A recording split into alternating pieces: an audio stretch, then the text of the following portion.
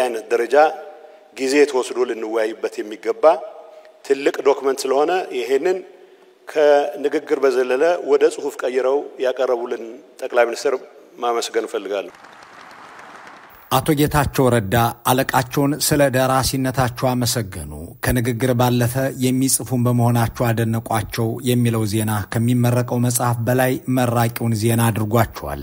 በእርግጥም አብይ አህመድ ጻፍኩት ብለው በስማቸው ካሰራጩት መጽሐፍ ይልቅ ናመርቅ ብለው የጠሯቸው ጌታቸው ረዳ ጉዳይ ሆነዋል። ጌታቸው መሪያችንን አወደሰልን የሚለው የብልጽግና ምዕመን ስለምን እስከ ዛሬ ድረስ ጠቅላይ ሚኒስትር መሆናቸውን አታምንም በሚያስብል ደረጃ ተደስቷል። ከሺህ ሚሊዮን የብልጽግና ውዳሴ የጌታቸው ረዳ አንድ ቃል የመደመርን ጌቶች አስፈንድቋል። በእርግጥ ጌታቸው ረዳ ስለ ጌታቸው አብይ አህመድና በስማቸው ስለወጣው መጽሐፍ ጠቅላይ ሚኒስትሩ ካዘነቡባቸው ድሮኖች የላቁ የአድናቆትን ቃላት ሲያዘንቡ ተደምጠዋል። የአብይ መጽሐፍ የአገር መመሪያና ህገ መንግስት ይሁንልን ማለት የቀረው የቀደመውን የአብይን ድርሰት አቃቂር ፍለጋ ብለው ለማንበብ መሞከራቸው ስህተት መሆኑን የተናዘዘ ደራሲነትስ እንደ አብይ ማለት የዳዳው ለአለቃቸው ከታዘዙትም በላይ እንደዘለሉ የሚያስረዳ ንግግር አድርገዋል። ከተመረቀው መጽሐፍ በላይ መራቂው ግለሰብ ጉዳይ መሆን ከጀመረ የሚመረቀው መጽሐፍ የማይረባና ገለባ መሆኑን የሚያመለክት በደቦ ተደርሶ በካድሬ መዋቅር ለቀበሌ እናቶች የሚሸጥ ነው የሚለውን እውነትን ተወውና ጌታቸው ላይ እናተኩር። ጌታቸው ረዳ የፖለቲካ ድንክ ነው ያሏቸው ሰው በስማቸው ያሳተሙትን መጽሐፍ ለመመረቅ በተገኙበት ድግስ ላይ ባሰሙት ንግግር የእውቀት መሐንዲስ አገርን የሚያድን ሰነድ የሚጠርዙ አገራዊ ማዕቀፍ ሊሆን የሚገባን ሰነድ የሚያሰናዱ ምሁር አድርገዋቸውም አቀርበዋቸዋል። ይህንን መጽሐፍ ለማወደስ ብለውም እስከዛሬ እውቀት አጠር ትንታኔ ውስጥ መክረማቸውን አሁን ግን እውቀት መር ሁኔታ ውስጥ መገኘታቸውን አብራርተዋል። ይህንን ንግግራቸውን የሰማ አንድ የትግራይ ወጣት የተከበሩ የቀድሞ ፕሬዝዳንት ሆይ የቀድሞ ታጋይ ጌታቸው ሆይ አብይ አህመድን ሳዳም ሁሴንም ሆነ ፑቲን አያድነውም ሲሉኝ የነበረው አብይ አህመድ የትግራይን ህዝብ ከምድረ ገጽ ሊያጠፋ ነውና እንዳትጠፋ ዝመት ብለው የቀሰቀሱኝ በእውቀት አጠር ትንታኔዎች ነበርን ብሎ ቢጠይቅ ልክ ይሆናል። የአቶ ጌታቸው ረዳን የዚያን ሰሞን ትንታኔ እውቀት መር ነው ብላ ልጆቿን ሞታችሁ ትግራይን አድኗት ከአብይ አህመድና ኢሳያስ አፈወርቂ ጦር ሰራዊት ታደጓት ብላ አከታትላ ወደ ጦር ግንባር የላከች አንዲት የትግራይ እናት ወዲ ረዳ ሆይ አንተ ያልከኝና ምኜ ልጆቼን መማገዴ አንተን ዕውቀት መሰረት አድርገህ ትንታኔ ሰጥተኛል ብዬ ጧሪ ቀባሪ ማጣት ይልክ አልነበረም ማለት ነውን? ስትቀሰቅሰን የነበረው በዕውቀት የለሽ ማብራሪያህ በእውነት አልቦ ትንታኔ ነበር ማለት ነውን ብላ ብትጠይቅ አልተሳሳተችም።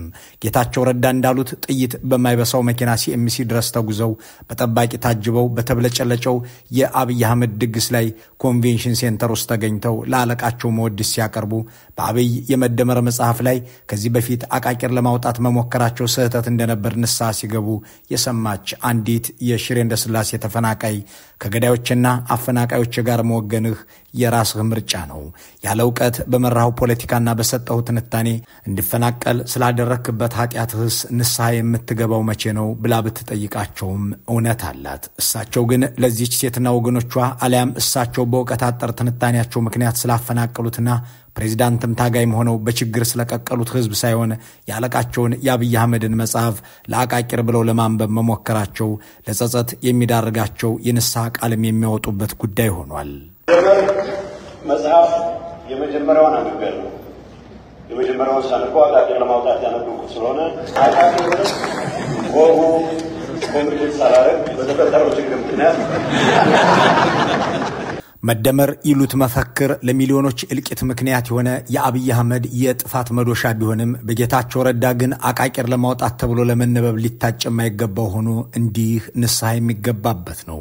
የነ ፕሌቶን ዘ ሪፐብሊክ ስለማንበባቸው የሚነገርላቸው የነ ማክስ ዌበርን ኢኮኖሚ ኤንድ ሶሳይቲን አገላብጦ ስለማጥናታቸው የሚወራላቸው የቶማስ ሆብስን ትንታኔዎች በቃላቸው ይወጡታል የሚባልላቸው ጌታቸው ረዳ አንድ አብይ አህመድ የተባሉ ሰው 13 ሰዎች የጻፉትን የሚመስልን ባለ 13 ምዕራፍ መጽሐፍ በስማቸው ባስተራጩበት ወቅት አቃቂር ለማውጣት አነበብኩት ብለው ሲጸጸቱ የተመለከተ አንድ የትግራይ ነዋሪ ትልቁ ዳቦ ሊጥ ሆነ የሚልን ተረት ከሰጎባው ቢያወጣ ተሳሳተ አይባልም።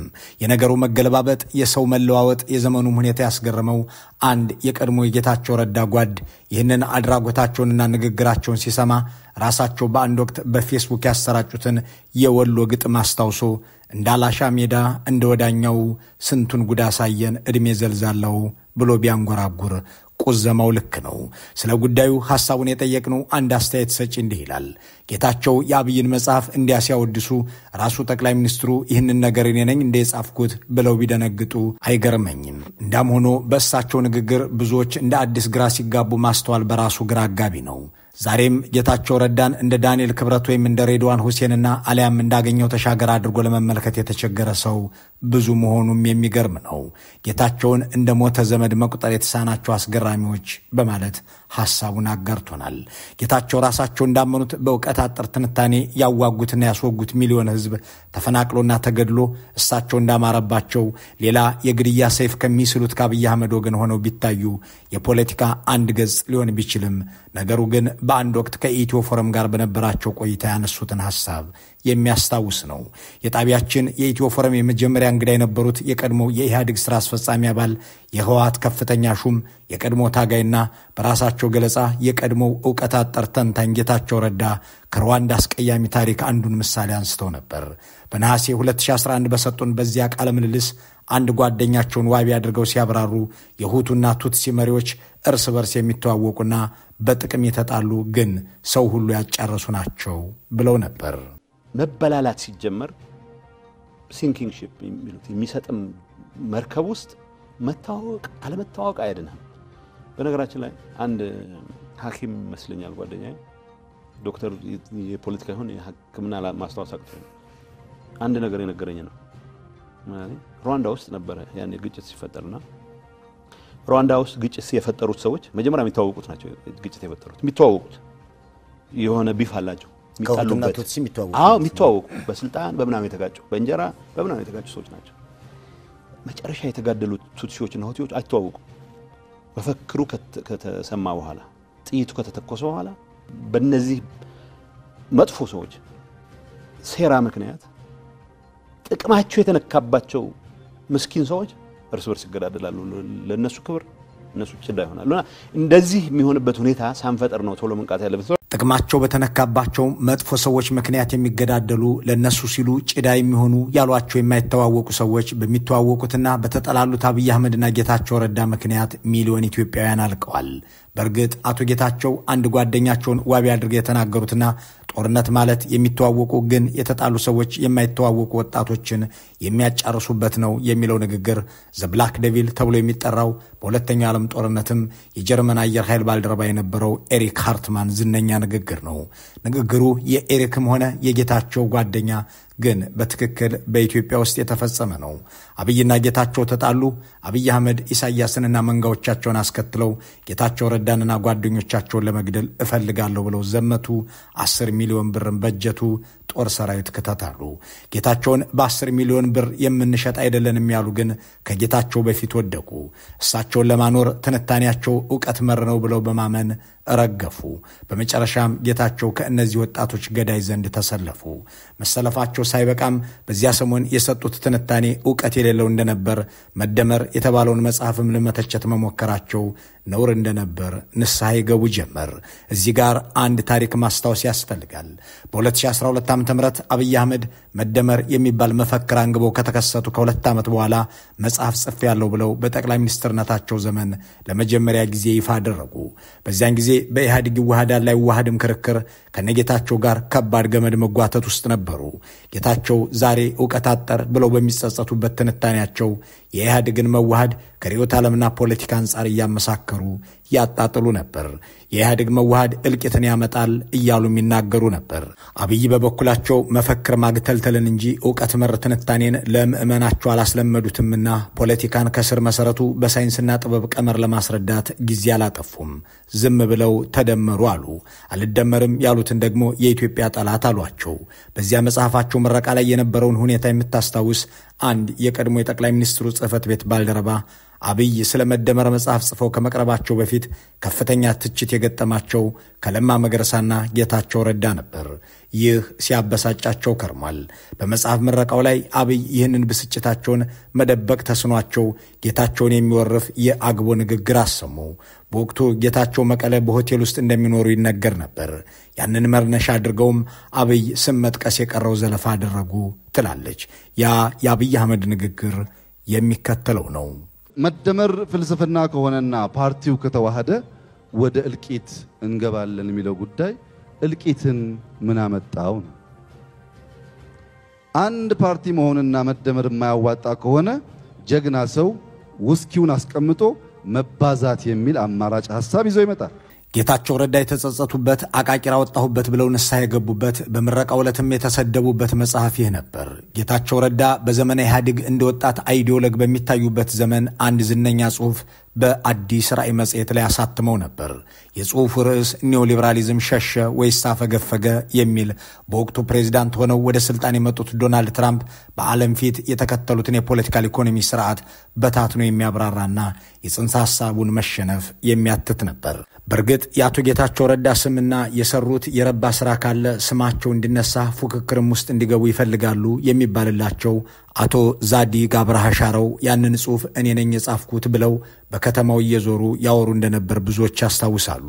እንዳም ሆኖ አቶ ጌታቸው ረዳ ጽፈውት የወቅቱ ጠቅላይ ሚኒስትር ኃይለማርያም ደሳለኝ አይተውት ለህትመት የበቃ መሆኑን የወቅቱ ሰዎች ያስታውሳሉ።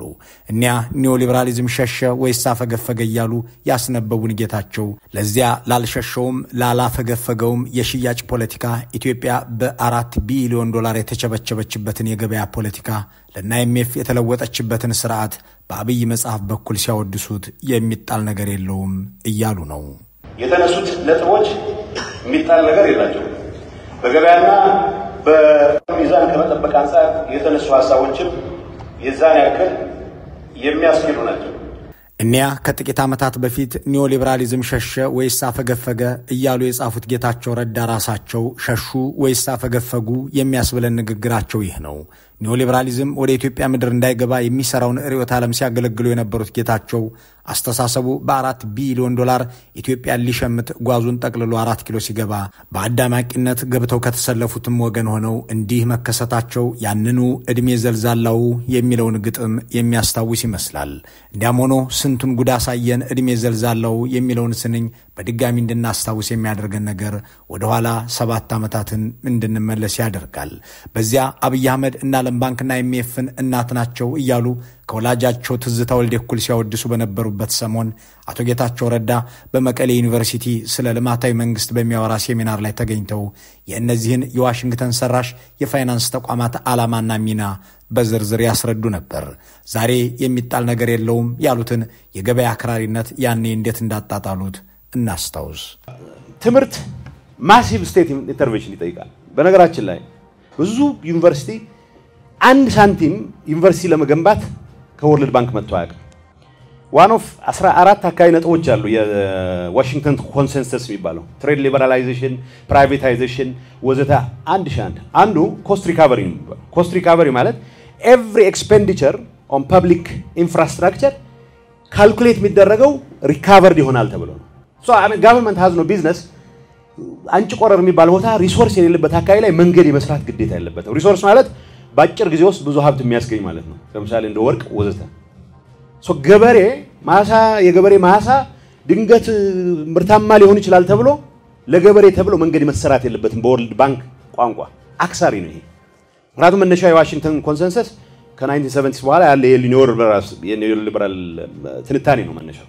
ሶ every dime needs to be put to its most እንዲህ አብጠለጠሉት ሐልዮት ቤተ መንግስት እናትዬ እየተባለ የሚዘፈንለት ሆኗል። ጌታቸው የአብይ መጽሐፍ ከዚህ አንጻር ያነሳውን ጉዳይ የሚጣል ነገር የሌለው ሲሉ አወድሰውታል።